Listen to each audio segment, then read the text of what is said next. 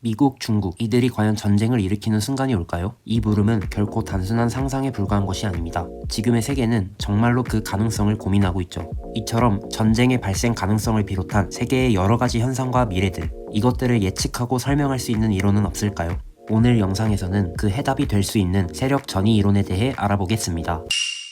세력 전이 이론은 정치학자 오르간스키가 1958년 저서 월드 폴리틱스에서 처음으로 제시했습니다. 그는 기존 세력 균형 이론에 대한 의문을 품고 있었는데요. 동맹만으로 국력을 키운다는 주장은 그의 생각엔 올바른 주장이 아니었죠. 그가 그렇게 생각한 이유는 무엇이었을까요? 산업화 이전의 대다수 국가들은 농업을 기반으로 운영되었습니다. 그때는 농업 기반 사회의 특성상 가파른 성장이 어려웠고, 그렇기에 동맹은 국가 간 힘의 균형을 이루기 위한 유일한 방법이었습니다. 하지만 산업혁명의 발생 이후엔 얘기가 달라집니다. 국가의 경제력, 기술력 성장 속도는 이전과 비교할 수 없을 만큼 빨라졌죠. 오르간스키는 힘의 균형에 영향을 미치는 요소가 동맹뿐이 아님을 알고 있었고, 현 세계의 움직이는 국제 질서를 설명하기 위해 새로운 틀을 제시했습니다. 그 틀이 바로 오늘 영상의 주제인 세력 전이 이론입니다.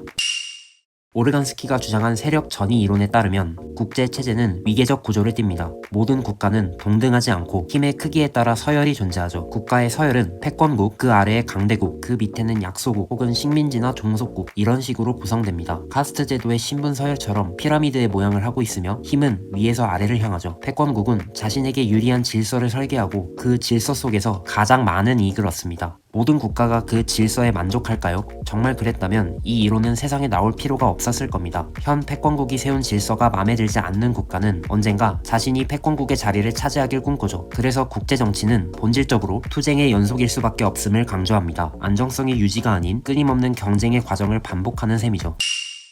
국력은 어떤 단계를 거쳐 커질까요? 보통 산업화의 진행 정도에 따라 세 가지의 단계를 거칩니다. 첫 번째, 잠재적 힘의 단계입니다. 아직 산업화가 시작되지 않은 상태입니다. 두 번째, 전환적 성장 단계입니다. 산업화가 본격화되며 성장 속도가 급격히 오릅니다. 세 번째, 성숙 단계입니다. 산업화가 거의 완성된 단계이며 성장 속도가 점차 더뎌집니다. 중국이나 인도, 브라질 등의 사례를 보면 예전엔 잠재국이었지만 산업화 이후 국력이 급부상했음을 알 수 있죠. 미국을 비롯한 대부분의 선진 국가들, 즉 이미 성숙기에 접어든 국가들은 상대적으로 성장률이 낮습니다. 좀 몸집 키웠다고 게을러져서 그런 게 아니고 이미 다 성장해서 더 이상 성장할 거리가 없어지기 때문이죠. 잠재국들은 산업화를 등에 업은 채로 무섭게 쫓아오고, 성숙 단계의 국가들은 점차 성장 속도가 느려지며 결국 둘 사이의 격차는 점점 줄어듭니다.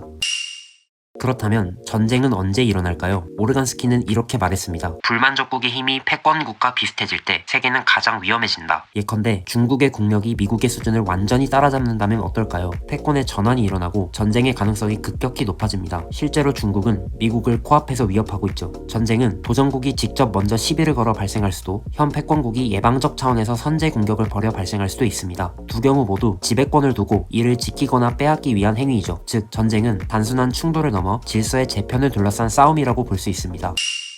평화는 언제, 어떤 상황에서 유지될까요? 방금 이야기한 전쟁 발생의 조건에서 결정적 힌트를 찾을 수 있습니다. 바로 두 국가의 힘의 격차가 충분히 클 때입니다. 패권국이 타국과는 비교도 되지 않는 압도적인 힘을 갖고 이를 유지하면 도전국은 절대 현재의 질서를 뒤집을 수 없습니다. 힘의 균형이 아닌 힘의 불균형이 오히려 평화의 중요한 요건인 것이죠. 강력한 패권국의 힘을 통해 보다 안정적인 평화 상태가 유지된다고 해당 이론은 이야기합니다. 세력 전이 이론은 이후 여러 학자들에 의해 발전했습니다. 먼저 기무상의 동맹 전이 이론이 있습니다. 그는 산업화 같은 내부 요인뿐만 아니라 동맹 관계의 양태와 같은 외부적 요인 또한 지대한 영향을 미친다고 주장했습니다. 전쟁이 국가 단위를 넘어 패권 세력 대 도전 세력, 즉 그룹 간 충돌로도 나타날 수 있음을 이야기했습니다. 또 다른 확장 이론으로는 더글라스 램케의 다중 위계 체제론이 있습니다. 램케의 이론은 국제 수준뿐 아니라 지역 수준에서도 비슷한 위계 구조가 존재한다고 설명합니다. 그래서 특정 지역 내에도 패권국과 도전국이 존재하며 둘 사이에 작은 세력 전이가 일어날 수 있다고 봤죠.